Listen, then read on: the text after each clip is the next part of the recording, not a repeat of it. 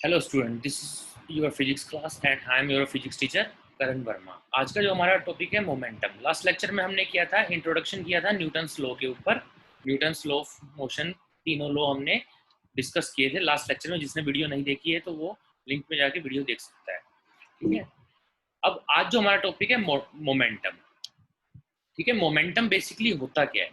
कोई भी ऑब्जेक्ट जिसके पास मास है, अगर वो मूव कर रहा है तो वो मोमेंटम को कंटेन कर रहा है, मतलब मोमेंटम पोजेस कर रहा है। जैसे कि न्यूटन ने बोला था, all moving moving object have but Newton called a quantity of motion. ठीक है, न्यूटन ने जो नाम दिया था वो दिया था क्वांटिटी ऑफ मोशन। जो आज कल हम जो बोलते हैं उसको क्या बोलते हैं? मोमेंटम। ठीक है, कोई भी ऑब्जेक्ट है, उसके पास अगर मास है और वो मूव कर रहा है तो वो उसके पास मोमेंटम होगा ही होगा। ठीक है, momentum is the characteristic of moving object. Momentum क्या करता है? हमें कैरेक्टरिस्टिक बताता है मूविंग ऑब्जेक्ट का। और ये किससे रिलेट करता है? मास और वेलोसिटी से। ठीक है, अब जैसे कि momentum of A moving object, जैसे कि इसमें दिया हुआ है, आप देख रहे हैं स्क्रीन पर। The momentum of A moving object can be determined by multiplying the object mass and velocity. Momentum कैसे निकाल सकते हैं हम? जब हम मास और वेलोसिटी को आपस में मल्टीप्लाई करें। तो इसको हम डिनोट करते हैं, नॉर्मल पी से डिनोट कर देते हैं इसको। मोमेंटम क्या होता है? मास इनटू में वेलोसिटी। ठीक है, since mass is measured in kilogram, velocity is measure in, mass की यूनिट क्या है? किलोग्राम। वेलोसिटी की यूनिट क्या है? Metre per second. तो मोमेंटम की यूनिट क्या बनेगी अपने पास? KG metre per second. ठीक है, जैसे कि आपको गिवन है, ये मोमेंटम की यूनिट है। Like acceleration, velocity, force, momentum भी क्या है? एक वेक्टर क्वांटिटी है। इसके पास magnitude as well as direction भी होते हैं। और डायरेक्शन इसकी कौन सी होगी? वही सेम डायरेक्शन होगी जो, जिस डायरेक्शन, जो वेलोसिटी की डायरेक्शन होगी वही मोमेंटम की डायरेक्शन होगी। ठीक है, द मोमेंटम, इसमें लिखा हुआ है the more momentum a moving object has, the harder it, harder it is to stop. अगर किसी भी ऑब्जेक्ट के पास जितना ज्यादा मोमेंटम होगा, उसे रोकना उतना ही मुश्किल होगा।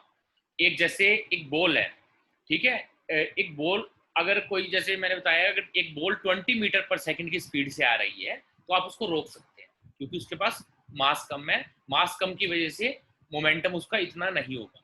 ठीक है, अगर कोई गाड़ी होती, वो 20 मीटर पर सेकंड की स्पीड से आ रही होती, तो उसको आप नहीं रोक पाते। क्यों? क्योंकि उसके पास मोमेंटम ज्यादा होता, क्योंकि मास ज्यादा है तो इसलिए उसका मोमेंटम भी ज्यादा होता। इसमें लिखा हुआ है जैसे, the car has more momentum because it has a greater mass. देखो, मोमेंटम इंक्रीज किस वजह से होता है? किस पे डिपेंड करता है? मास और वेलोसिटी पे डिपेंड करता है। मोमेंटम वेक्टर क्वांटिटी है, इसलिए मैं एरो इसके ऊपर बना सकता हूँ। ठीक है, मोमेंटम किस पे डिपेंड करता है? मास पे और वेलोसिटी पे। ठीक है, अगर वेलोसिटी इंक्रीज कर देंगे तब भी मोमेंटम बढ़ेगा, अगर मास इंक्रीज कर देंगे तब भी मोमेंटम इंक्रीज होगा। ठीक है, अगला देखिएगा, क्या है ये? The velocity of an object also effect the momentum. जैसा कि मैंने अभी बोला है आपको, चाहे मास इंक्रीज हो चाहे वेलोसिटी इंक्रीज हो, मोमेंटम इंक्रीज होगा ही होगा। For example, an arrow shoot from a bow has a larger momentum because, bow का देखिए मास ज्यादा नहीं होता, बट उसके पास वेलोसिटी इतनी होती है कि वो, उसका जो इम्पैक्ट होता है वो काफी ज्यादा होता है। ठीक है, क्योंकि उसमें मोमेंटम इंक्रीज हो जाता है। ठीक है, जैसे इसमें पिक्चर आपको दिख रही होगी, एक डॉग ये है, इसका मास ज्यादा है, एक डॉग ये है, इसका मास इसके कंपैरेटिवली कम है। देखो, द मोमेंटम डिपेंड किस पे करता है? Object momentum depend on velocity and mass. ठीक है, if both dog have the same velocity, which one has the greater momentum? अपने को पता है, अगर दोनों की वेलोसिटी सेम है, मोमेंटम किन चीजों पे डिपेंड करता है? मास इनटू वेलोसिटी पे। अब वेलोसिटी दोनों की सेम है तो डिपेंड किस पे करेगा? मास पे। अब जिसका मास ज्यादा होगा उसका मोमेंटम भी ज्यादा होगा। तो किस वाले? इसका मोमेंटम ज्यादा होगा क्योंकि इसका मास ज्यादा है। ठीक है, अब देखिए सैंपल प्रॉब्लम देखिए मोमेंटम की। इसमें देखिए, which has more momentum, a 3 kg hammer swing at 1.5 metre. एक एक हैमर है, उसको हम 1.5 मीटर पर सेकंड की स्पीड से मारते हैं उसका मोमेंटम हमने नोट करना, और एक 4 kg का उससे भारी हैमर है और उसको हम 0.9 मीटर पर सेकंड की स्पीड से मूव करते हैं, तो किसका मोमेंटम, कौन ज्यादा नुकसान पहुंचाएगा? तो वो जिसका मोमेंटम ज्यादा होगा वो ज्यादा नुकसान पहुंचाएगा। ठीक है, इसको सोल्व करते हैं। मास क्या है, छोटे वाले हैमर का मास क्या है 3 kg, वेलोसिटी इसकी क्या है 1.5 मीटर पर सेकंड, तो इसका मोमेंटम कितना हो गया हैमर का 4.5 kg मीटर पर सेकंड। ठीक है, बड़े वाले हैमर का क्या मास है 4 kg, इसकी वेलोसिटी कितनी है 0.9 मीटर पर सेकंड, तो इसका मोमेंटम कितना बनेगा 3.6 kg मीटर पर सेकंड। तो देखिए बड़े वाला हैमर जो है वो कम नुकसान पहुंचाएगा एज कंपेयर टू छोटे वाला। क्यों? क्योंकि छोटे वाले हैमर का मोमेंटम ज्यादा था, तो उसका इम्पैक्ट जो होगा वो ज्यादा होगा। ठीक है, इसमें देखिए in everyday language conversation means saving resource. अपना क्या टॉपिक क्या है, conservation of momentum. Conservation of momentum जो हम नॉर्मल क्या समझते हैं कंजर्वेशन से डेली लाइफ के अंदर क्या है कि कंजर्व करना क्या चीज होता है कि किसी रिसोर्स को सेव करना। ठीक है, बट फिजिक्स के अंदर कंजर्वेशन का मतलब क्या होता है कि आपके जो फिजिकल फिजिकल साइंस में जैसे कि इसमें बताया हुआ है, फिजिकल साइंस में कंजर्वेशन क्या रेफर करता है कंडीशन पे, पहले क्या कंडीशन थी ऑब्जेक्ट की और बाद में क्या कंडीशन है। मतलब मोमेंटम पहले और मोमेंटम बाद में, अगर दोनों सेम होगा तो हम बोल सकते हैं कि मोमेंटम कंजर्व है, मतलब क्वांटिटी चेंज नहीं हुई। ठीक है, जो मोमेंटम है वो भी कंजर्व्ड होता है अपने, उसका जो नेचर है कंजर्वेटिव नेचर है। ठीक है, वो उसी के ऊपर हमारा ये लॉ बना है कंजर्वेशन ऑफ मोमेंटम। इसमें देखिए in physical science conservation refer to the condition before and after some event। आगे चलते हैं, an amount that is conserved is the same amount after an event। जैसे कोलिजन की बात करते हैं, कोलिजन से पहले मैंने मोमेंटम मेजर किया, कोलिजन के बाद मैंने मोमेंटम मेजर किया पूरे सिस्टम का, और मैंने क्या पाया कि दोनों कंडीशन में टोटल मोमेंटम सेम आ रहा है, तो मैं क्या बोल सकता हूं कि मोमेंटम इस सिस्टम का कंजर्व्ड है। ठीक है, जैसे इसमें सेकंड लाइन में आपका the total amount of momentum object having is conserved when they collide. Collision के दौरान जो मोमेंटम होता है वो कंजर्व रहता है, चेंज नहीं होता। ठीक है, मोमेंटम और कंजर्वेशन ऑफ मोमेंटम की डेफिनेशन क्या है, मोमेंटम एक जगह से दूसरी जगह पे, एक बॉडी से दूसरी बॉडी पे हम ट्रांसफर कर सकते हैं बट खत्म नहीं होता मोमेंटम। ठीक है, मान लो मेरे पास मोमेंटम है 4 kg मीटर पर सेकंड का, अगर मैं किसी से कोलाइड हुआ तो मैं अपना मोमेंटम ट्रांसफर कर सकता हूं, और इसका मतलब ये नहीं है कि अगर टू बॉडी सिस्टम है, इस सिस्टम के अंदर जो टोटल मोमेंटम है वो उतना ही रहना है। अगर मान लो मेरे पास 4 kg मीटर पर सेकंड का मोमेंटम था, जिससे मैं टकरा रहा हूं उसके पास मोमेंटम था ही नहीं, मान लो रेस्ट पे थी बॉडी, मैं उससे टकराया, मैं रुक गया और वो मूव करने लग गया, 4 kg मीटर पर सेकंड का मोमेंटम उसको मैंने ट्रांसफर कर दिया, तो टोटल सिस्टम का मोमेंटम कितना है 4 kg मीटर पर सेकंड ही है, ना तो चेंज हुआ ना कम हुआ ना उसका बढ़ा है मोमेंटम। तो इस केस में हम क्या बोल सकते हैं, मोमेंटम कंजर्व रहता है, कंजर्व है नेचर मोमेंटम का। ठीक है, अब देखिए this fact is called law of conservation of momentum. ठीक है, आफ्टर इवेंट मोमेंटम और बिफोर इवेंट मोमेंटम अगर सेम है तो उसको हम क्या कह सकते हैं, कंजर्व है मोमेंटम, और यही कंजर्वेशन ऑफ मोमेंटम का लॉ कहता है। ठीक है, जैसे इसमें लिखा हुआ है the law of conservation of momentum states that in the absence of outside force, अगर आउटसाइड फोर्स नहीं लगा, ठीक है, the total momentum of the object that interact does not change.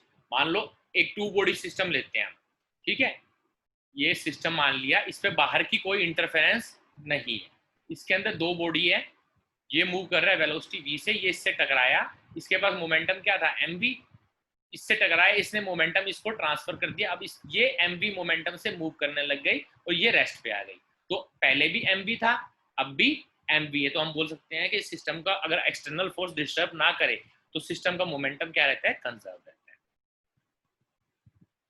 अब देखिए जो हमने बात करी कि आउटसाइड फोर्स की, अगर हम नॉर्मल कंडीशन की बात करते हैं, फ्रिक्शन क्या होता है, फ्रिक्शन क्या करता है, मोमेंटम को चेंज करता है, क्योंकि friction is the example of the outside force. जो मैं आउटसाइड फोर्स की बात कर रहा हूँ वो फ्रिक्शन फोर्स है। अगर मैं मान लो एयर में मोलिक्यूल्स की कोलिजन की बात करता हूँ तो एयर फ्रिक्शन हो जाएगा। अगर मैं सरफेस की बात करता हूँ तो सरफेस पे जो फ्रिक्शन होगा वो आउटसाइडर फोर्स का काम करेगा। ठीक है, अब देखिए कोलिजन बताना है हमने, कोलिजन को हम स्टडी करते हैं। इसमें जैसे कि आपके डायग्राम में दिख रहा होगा, दो the two train car have equal मास। ठीक है, ये देखिए दो, पहले हमने एग्जांपल लिया है टू मूविंग ऑब्जेक्ट, एक तो ट्रेन है, ठीक है, एक उसकी बोगी है। ठीक है, ये कोलिजन से पहले की बात कर रहा हूँ। ये देखिए इसका मास था, इसकी वेलोसिटी थी 5 मीटर पर सेकेंड। ठीक है, इसका मास था 2 kg, तो इसका मोमेंटम कितना होगा, 2 इंटू 4 8 kg मीटर पर सेकेंड। ठीक है, और ये दोनों, ये जो इसकी वेलोसिटी ये इस डायरेक्शन मूव कर रहा है, ये भी इस डायरेक्शन में मूव कर रहा है। ठीक है, और इसका भी मास, या ये कितनी स्पीड से मूव कर रहा है, 2 मीटर पर सेकेंड की स्पीड से मूव कर रहा है, और इसका मास कितना है, 4 kg है। तो ये देखिए इसका मोमेंटम कितना है, 2 इंटू 2 4 kg मीटर पर सेकेंड। तो टोटल सिस्टम का मोमेंटम कितना हो गया, 12 kg मीटर पर सेकेंड।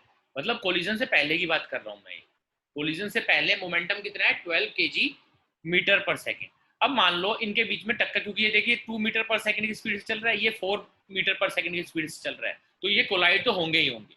दोनों आपस में कोलिजन हुई, कोलिजन के बाद जो ये पीछे वाली कार है, मतलब जो जिसको हम ट्रेन ले रहे हैं, ये क्या करने लगे, ये इसकी स्पीड रिड्यूस हो गई 4 मीटर पर सेकंड से 2 मीटर पर सेकंड पे मूव करने लग गया। और जो आगे वाला ऑब्जेक्ट था, ये पहले 2 मीटर पर सेकंड की स्पीड से मूव कर रहा था, अब ये 4 मीटर पर सेकंड की स्पीड से मूव करने लग गया।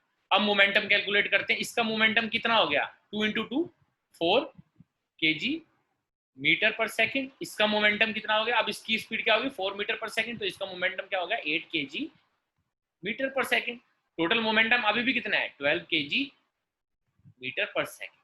तो मतलब क्या है, मोमेंटम कंजर्व है सिस्टम का। पहले भी पूरे सिस्टम का मोमेंटम कितना था, 12 kg मीटर पर सेकंड। अब भी टोटल मोमेंटम कितना है सिस्टम का, 12 kg मीटर पर सेकंड।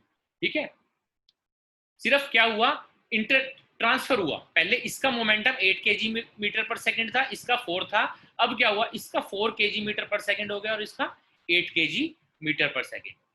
तो सिर्फ मोमेंटम ट्रांसफर हुआ है, टोटल मोमेंटम अभी भी 12 kg मीटर पर सेकंड। ठीक है, अब और देख लीजिए, इस केस में इन्होंने क्या किया है, the blue car shown slow down to 2 metre per second, वही जो मैंने पीछे, और green car speeds up 4 metre per second. But momentum क्या रहा है इसका, कंजर्व, क्योंकि हम कैलकुलेट कर चुके, पहले भी 12 kg metre per second momentum था, अब भी 12 kg metre per second momentum.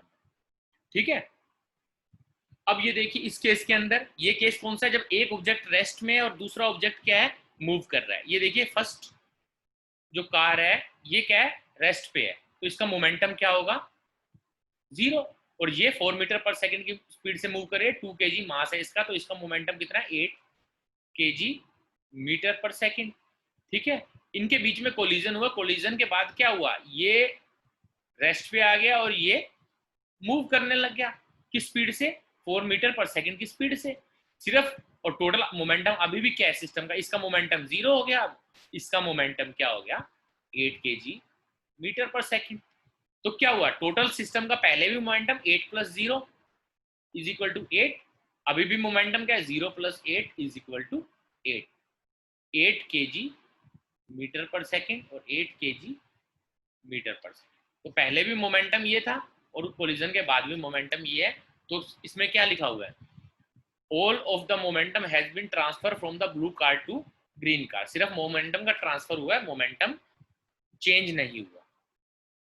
ठीक है, इस केस में क्या है, अगला कोलिजन किस टाइप का हो सकता है, एक रेस्ट पे हो, एक मूव, जो अभी हमने पीछे देखा।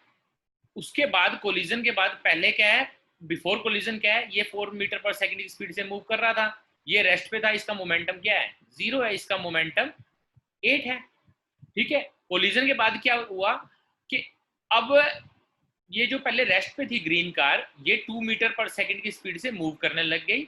मतलब क्या हुआ, कोलिजन हुई और जो पीछे वाला ऑब्जेक्ट था वो आगे वाले ऑब्जेक्ट को अपने साथ लेके चलने लगा, ठीक है। स्पीड कम हो गई, बट अब दोनों की स्पीड बराबर हो गई, साथ लेके चल रहे हैं, तो मतलब क्या है, दोनों की स्पीड, जो टोटल स्पीड थी वो इक्वल हिस्सों में डिवाइड हो गई।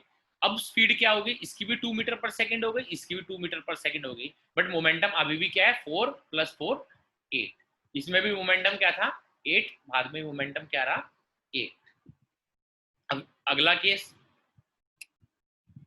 ये कनेक्टेड ऑब्जेक्ट वाला हो गया अपना, ठीक है। अब आपको कंजर्वेशन समझ आ गया होगा मोमेंटम। कोलिजन के बारे में मैंने बता दिया आपको, 1 डायमेंशन कोलिजन के बारे में। अगले लेक्चर में हम इम्पल्स करेंगे और 2 डायमेंशन कोलिजन की बात करेंगे। अगर लेक्चर पसंद आया है तो please like, share and subscribe. Thank you.